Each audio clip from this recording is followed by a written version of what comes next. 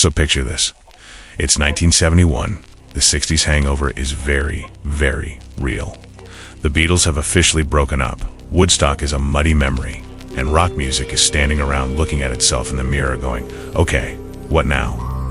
You had all these bands that grew up on standard 3-minute blues and pop songs, and suddenly they were bored. The canvas was too small. They didn't just want to write a catchy chorus anymore. They wanted to write a symphony. They wanted to take rock music, put it in a blender with classical, jazz, and weird English folk, and see what came out. And man, 1971 was the year it all came together. It was the absolute sonic peak of progressive rock. The technology finally caught up to their ambitions. We're talking Mellotrons, early Moog synthesizers, multi-track recording. If 1969 was the launch pad, 1971 was the year prog rock hit the stratosphere. And to really get it, you only need to look at 3 bands who fundamentally changed the game that year. Yes, Genesis and Pink Floyd. Let's start with Yes. Honestly, 1971 was almost unfairly a Yes year. They didn't just put out one masterpiece. They put out 2. The Yes album early in the year, and then Fragile right at the end. Before 71, they were a good band, but they were still searching for their final form. Then Steve Howe joins on guitar. Later in the year, Rick Wakeman joins on keyboards.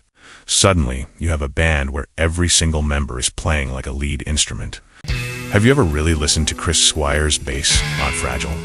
Before this, the bass was mostly just there to keep the rhythm. Squire played his Rickenbacker bass like it was a lead guitar. He ran it through guitar amps, gave it this aggressive, clanky, massive tone.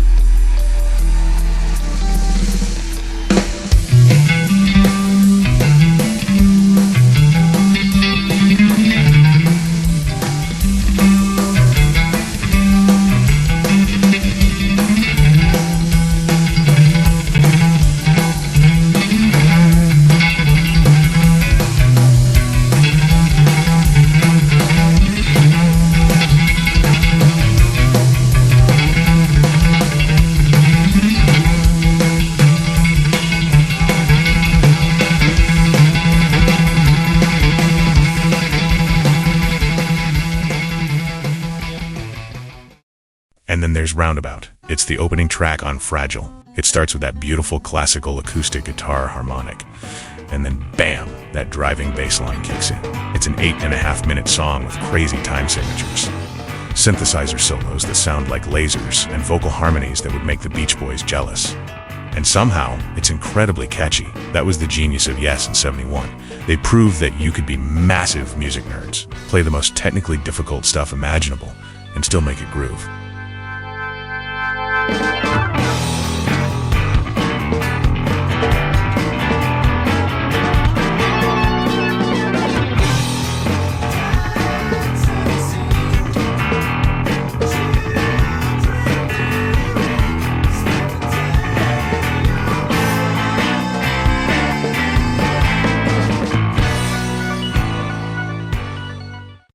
Then you look over at what Genesis was doing. Now, erase whatever you're thinking about 80s Genesis. Forget Invisible Touch. Forget pop star Phil Collins in his suit. I'm talking about 1971 Genesis, when Peter Gabriel was fronting the band, wearing a fox head and a red dress on stage. They were the weird theater kids of the rock world. In late 71, they dropped an album called Nursery Crime. This was a massive turning point because it was the first album with guitarist Steve Hackett and drummer Phil Collins.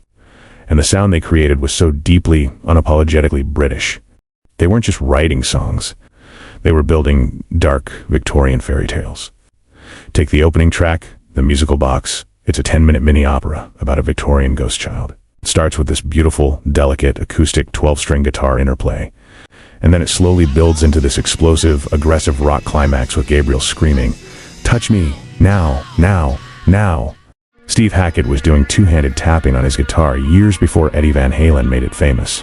Tony Banks was making the Mellotron sound like a haunted cathedral choir. Genesis in 1971 showed that prog rock didn't just have to be about, look how fast I can play. It could be about deep, theatrical storytelling. They turned rock albums into cinema.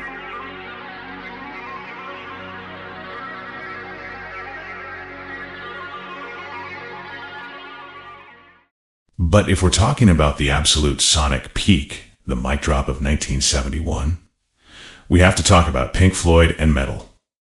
At this point, Floyd had spent a few years wandering in the wilderness. Syd Barrett, their original leader, had left the band due to his mental health. They spent the late 60s doing some weird avant-garde soundtrack stuff, just trying to figure out who they were without him. Then they go into the studio to make metal. Flip the record over to side B. There is only one song. It's called Echoes, and it is 23.5 minutes of absolute perfection. It starts with a single note, just a piano note fed through a Leslie rotating speaker. It sounds like a submarine sonar at the bottom of the ocean. Slowly, David Gilmour's guitar slides in, kind of weeping like a seagull. Richard Wright brings in the organ. Roger Waters and Nick Mason lock into this incredibly hypnotic, lazy groove. Echoes was the moment Pink Floyd found their identity. They stepped away from the quirky, psychedelic pop of the 60s and became the masters of atmosphere. They realized the recording studio wasn't just a place to capture a performance. The studio was the instrument. They were blending whale noises, wind effects, and massive, swirling guitar solos. It's not just a song, it's a physical space you step into. Without metal in 1971, there's absolutely no Dark Side of the Moon in 1973.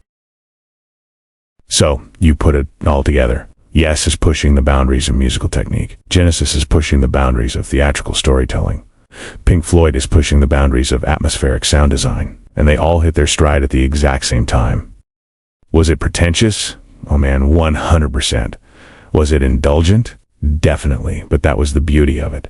For one brief, shining moment, the rules were completely thrown out the window. Rock music didn't have to be a quick, disposable single for the radio. It was art. It was something you were supposed to sit down with, put on a pair of good headphones, and just leave the planet for 45 minutes. People love to talk about 1969 for Woodstock, or 1977 for punk, but for my money, if you want to talk about the moment musicians looked at a rock band format and said, let's see how far we can push this thing before it breaks, 1971 is the year, hands down. Next time, maybe we'll talk about 1977 and how punk tried to burn all these records down. But that's a story for another night. Anyway, that's just how I see it. Thanks for hanging out with your old pal Del.